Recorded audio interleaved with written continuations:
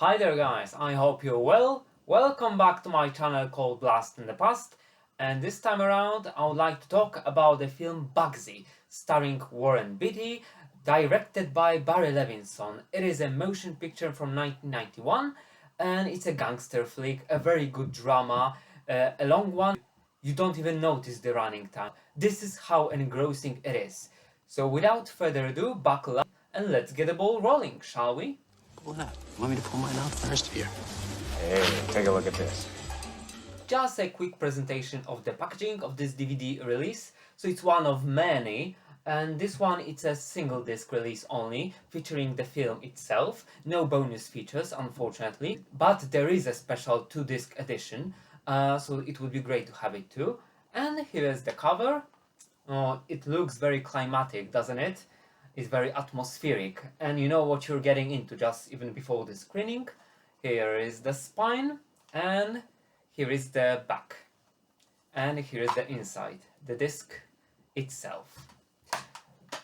So that's a bit of a presentation. It looks very sleek, and this is a part of the silver collection, so the greatest motion pictures in the history of Hollywood, and definitely it's worth adding to your own collection. And now, let's sink our teeth into the film itself. May I?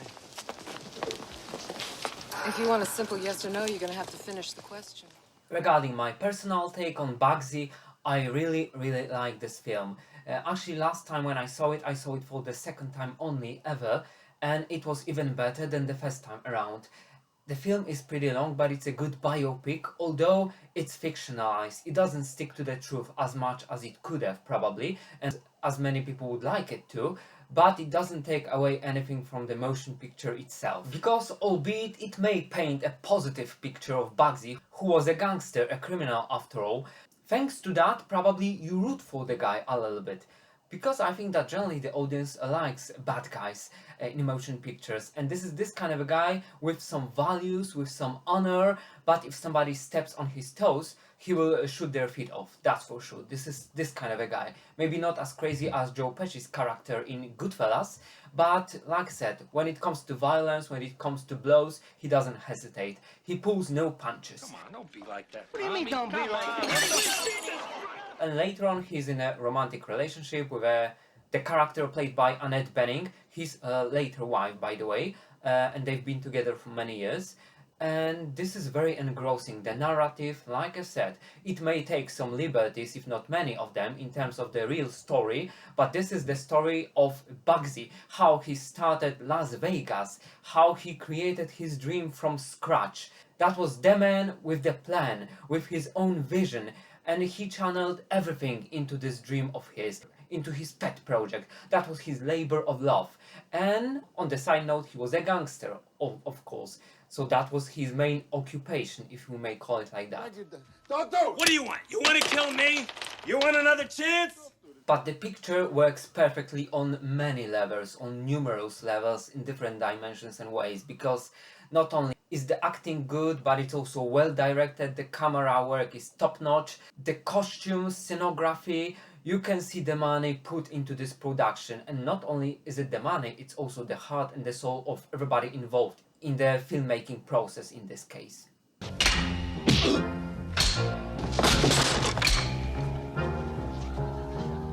Although I think that Bugsy could be this kind of a film which grows on you slowly, because like I said, it hit off with me for good only during the second time, when I've seen it recently. I saw it a couple of weeks ago for the second time ever, and it was just the perfect storm in a good way, because it was a nice screening, the DVD quality was great, and the film itself, there was just this right vibe.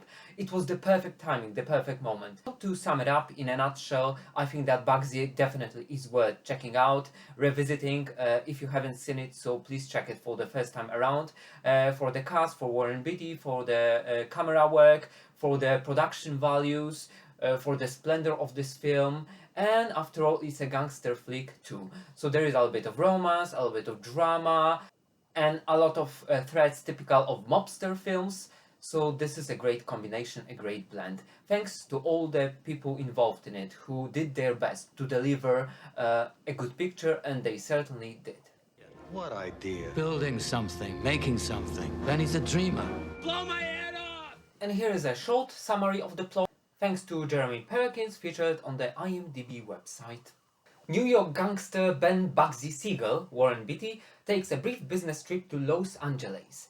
A sharp-dressing womanizer with a foul temper, Siegel doesn't hesitate to kill or maim anyone crossing him. In LA, the life, the movies, and most of all strong-willed Virginia Hall, played by Annette Bening, detain him while his family wait back home. Then a trip to a rundown gambling joint at a spot in the desert known as Las Vegas gives him his big idea. Props to Jeremy Perkins. Are you ready for a divorce, Mr. Siegel? Never. Wow. Regarding the cast of the film, I think that everybody does a magnificent, marvelous job in their performances, in their roles. We have such big names as Warren Beatty, Annette Bening, Harvey Keitel, Ben Kingsley, there is also Joe Mantegna.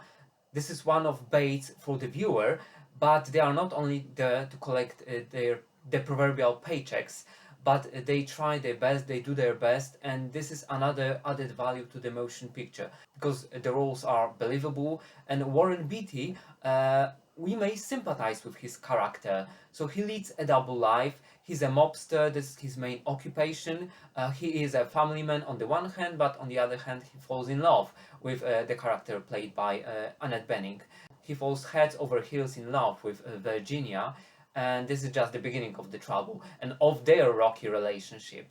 And You want a divorce, don't you? very often Warren Beatty would direct films also, but in this case he decided not to, or maybe he was just not offered the script and a chance to direct this film. I wonder what it have worked like if he had been given the director's chair. Anyhow, Barry Levinson, he definitely is the right man in the right spot, because his camera work, how he makes the best use of scenography, the decorations, this is great. And this is typical of the 1990s. The film is from 1991, mind you, and you can feel it, the specific atmosphere. No CGI, practical effects, and this is great. This is yet another advantage of this film. Ben, I don't understand this desert thing of yours. What are we, Bedouins? In terms of the picture quality, I just love how sharp this picture is. It is great, you can see all the details in the foreground, in the background. This is a marvelous DVD edition. One of the best DVD editions probably I've ever had pleasure of watching. This is incredible when the mere DVD format can still deliver in the modern age, in the modern era. This is fantastic. And even right here in this scene, even the colors are vibrant, you could say. They pour out of the screen onto the viewer. So everything is there. I was so surprised, and it only added to the charm, to the pleasant experience of watching this film. Because I'm not gonna lie, I'm gonna level with you. The picture quality does matter, and if it's great, you may get more engrossed and invested into the narrative. This is definitely a bullseye. This DVD edition, if you have a chance to add it to your collection, please do, because I don't believe that it's been released on Blu-ray or 4K, unfortunately. But in this case, the DVD format will definitely do. At least it does the job for me, and it does it splendidly. Who are you referring to? Your preening fruitcake? And right now, let me talk about some pieces of trivia in terms of Bugsy. Here's the first one. This movie shows Bugsy Siegel watching a screen test of himself. In real life, Siegel made many friends amongst the Hollywood elite, asked for and had a screen test. The footage no longer exists like so many other screen tests, yet the legend of Siegel's attempt to break into showbiz lives on. And indeed, so there is a scene, a longish scene, in which he admires himself, we could say. He watches the footage of himself, and this is also a pretty interesting take on him as a person. So it seems he was kind of a narcissist, a narcissistic person, and definitely he looked good, he was a handsome guy, and he got all the ladies, he was a womanizer, so no wonder that eventually he also successfully courted Virginia, played by Annette Bening. And also he courted her successfully in real life too. I'm onto your record. You've got the blueprints all drawn, haven't you? And another piece of trivia. This is one of 3 movies released in 1991 that feature Bugsy Siegel as a character. The other 2 were Marrying Man from 1991, of course, starring Alec Baldwin and Kim Basinger, and Mobsters from the same year, starring Christian Slater and in one of the roles Sylvester Stallone. And that was a minor part, but still, he was visible, he was there in the cast. And this is interesting. Apparently, at the beginning of the 1990s, there was a fad for Bugsy Siegel and the mobster films, especially after the release of Goodfellas in 1990. Which is a marvelous masterpiece, one of the best, if not the best, gangster flicks ever. Okay, cosa c'è? And regarding not being faithful to reality, to the real-life events, there is another piece of trivia featured on IMDb. The idea that Bugsy Siegel dreamed up the Las Vegas Strip on his own is only partially true.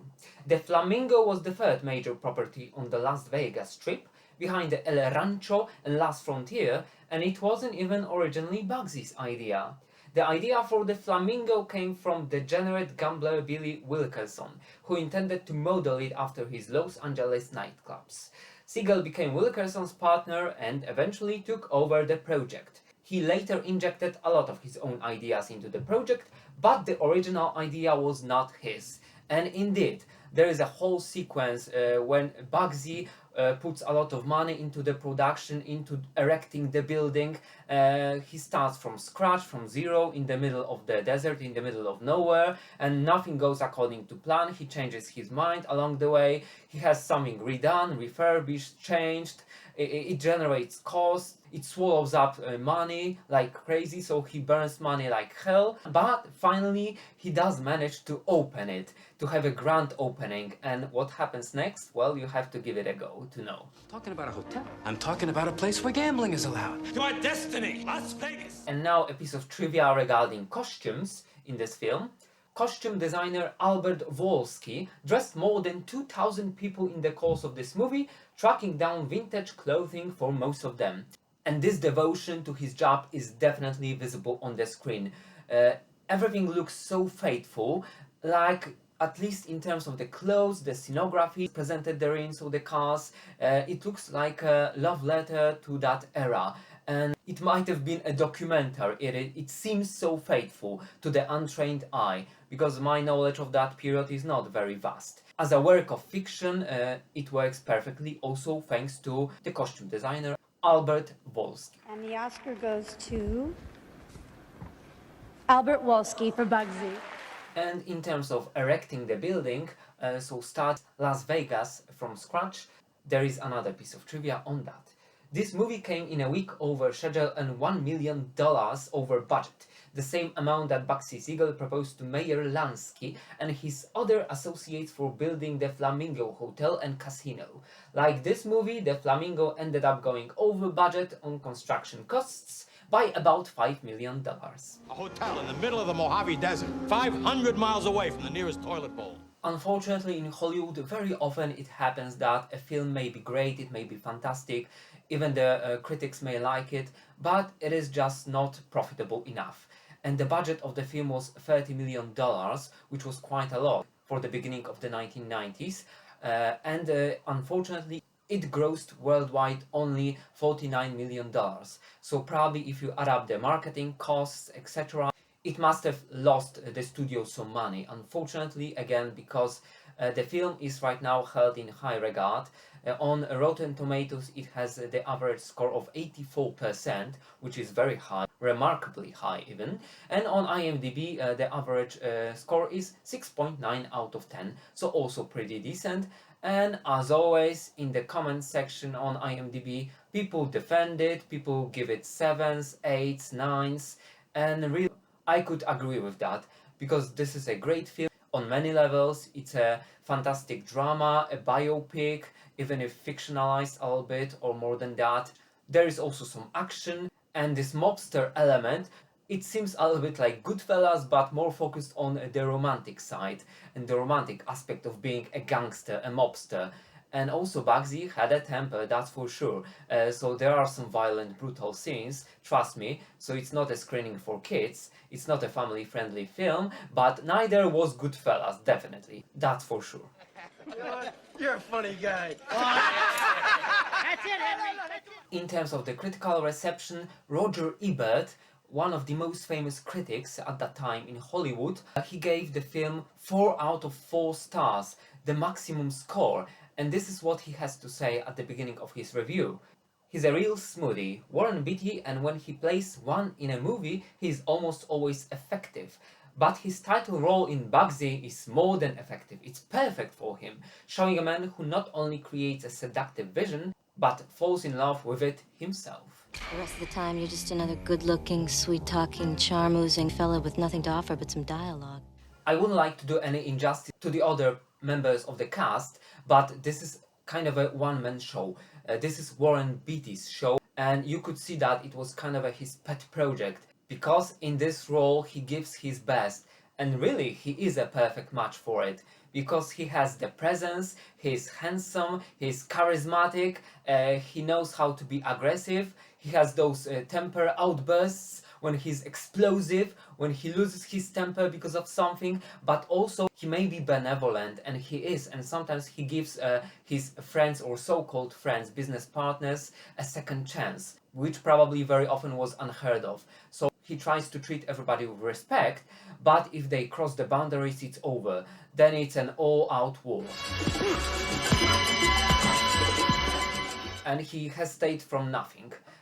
This is just a multi-layered character, and thanks to that the picture works so perfectly, because it focuses mostly on one person, but this person is so vivid, so multi-faced, that it's a pleasure to watch him struggle throughout his problems, especially with erecting that Flamingo Hotel in Las Vegas. Still, you do feel sympathy for the guy, you root for him, you cheer for him for making his dream come true, and this is remarkable.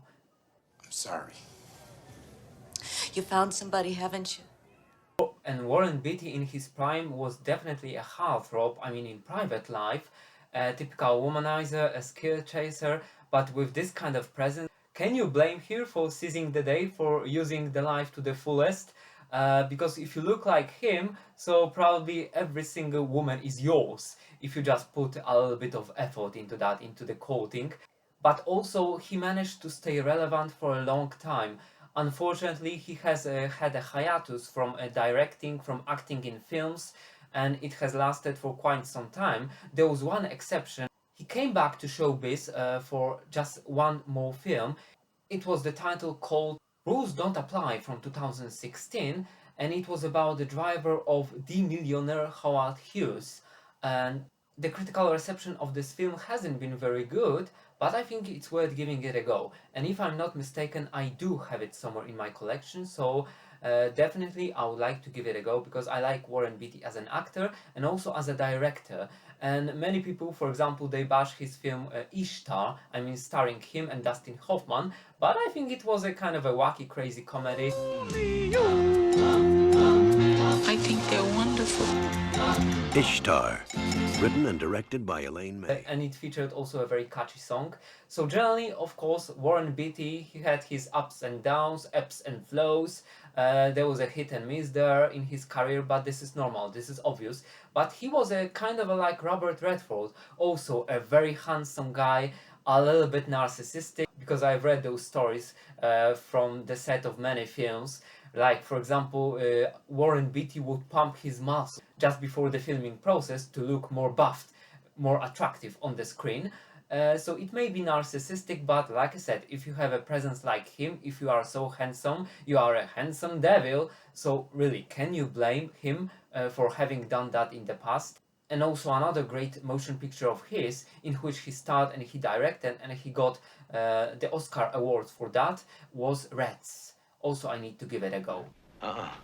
You wrong. I'd like to know what your idea of freedom is. Rats. It touches upon the topic of the Soviet Union, as the title implies. Just to sum it up, in case of Warren Beatty, definitely he could be looked up to as a role model in terms of how well he took care of his physique, and right now he's 85, and a couple of years ago he led the Oscar ceremony. He handed the envelopes, and there was a scandal with that, like an envelope had been mistaken one with the other. Maybe it was done on purpose, nobody knows. But for his age, I think that he's still in a good shape. Of course, you can't stop time, alas, but I think that in his prime he did everything to stay relevant, to stay in good shape, and to be, like I said, a role model, an example for the younger generations to follow. So Warren Beatty, chapeau bas, props to you, and it's remarkable that you've been with Annette Bening for so long. This is another great example that long-term relationships and marriages are possible. There's a mistake. Moonlight, you guys won Best Picture. And right now on the screen we have the famous or infamous Flamingo Hotel. We have this grand opening in the film itself, but like I said, whether it was a smash success or not, you have to give it a go yourself. Well, what do you want to do about it, Meyer, as a businessman? Give him till Christmas when the hotel opens, see if it works. If it does, we'll all be happy. And here we have the interiors of the hotel.